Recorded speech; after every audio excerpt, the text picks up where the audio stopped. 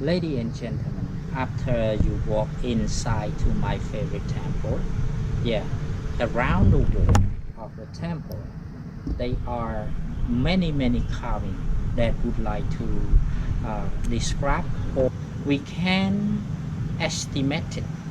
The King Jayavarman II, who built this temple, we can say did not think a lot about the religion, but he take care, or he think a lot about the people under his power, because around the world, if compared to Angkor Wat, Angkor Wat built by Surya Varaman II, but mostly around his temple, decoration with the carving that copy from the Hindu mythology.